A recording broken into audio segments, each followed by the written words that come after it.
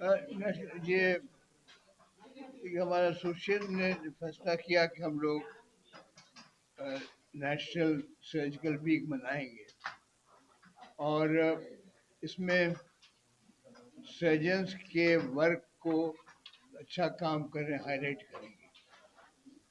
देखिए इसका एक दूसरा साइड भी है। आज अस्पतालों में जितने हंगामे होते हैं, सबसे ज़्यादा हंगामा होता है सर्जरी के खिलाफ, मैकेनिकल सर्जरी हो या ओपन सर्जरी हो या ऑर्थोपेडिक सर्जरी। लोग समझते हैं कि अगर सबसे आसान है कि अस्पताल के डॉक्टर को ज़रा भी गड़बड़ हो गया तो अस्पताल डॉक्टर। तो ये सब चीज़ें जाननी चाहिए कि साहब सर्जरी का भी लिमिटेशंस है और सर्जन काम कितना अच्छा कर रहे हैं कि आज जो सर्जरी अमेरिका में हो रही है वही सर्जरी हम पटना में कर रहे हैं। तो ये एक बड़ी बात है। कौन कौन लोग सर इसमें शामिल हो रहा है, कौन कौन डॉक्टर इसमें शामिल हो रहा है, क्या है वो जिसका नाम किसको करेंगे? कितने डॉक्टर शामिल हो रहे हैं? नो लोग, नो डॉक्टर्स, नो जो हम लोग ऑनर कर रहे हैं, 9 लोगों को उनका नाम लिख के उसमें दिया होगा।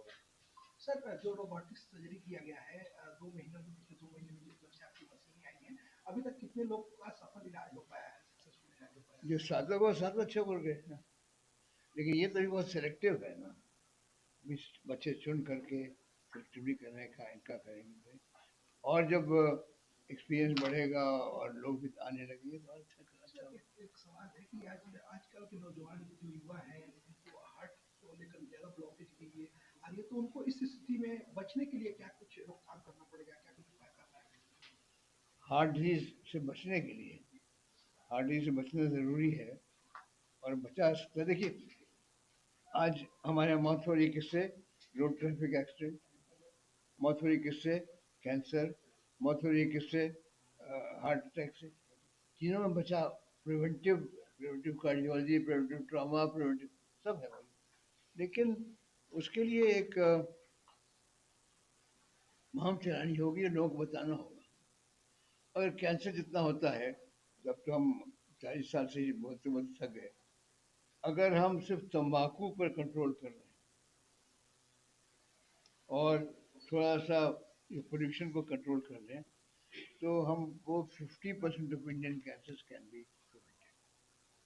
अगर हम, ये आपने सवाल किया हार्ट के बारे में, अगर हम खाने पर थोड़ा सा ध्यान दें, वजन पर ध्यान दें, जिसको शुगर है शुगर पर थोड़ा कंट्रोल रखें और फिजिकल एक्टिविटी करें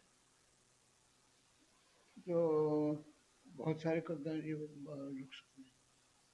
सर कोरोना वेरिएंट का जो नया आया है उसको लेकर पारस में ही इलाज हो पा रहा है, अभी तक 50% हो गया है, उसको लेकर क्या पारस के द्वारा क्या कुछ किया जा रहा है? देखिए एक बात समझिए कि वायरस से छुटकारा नहीं है।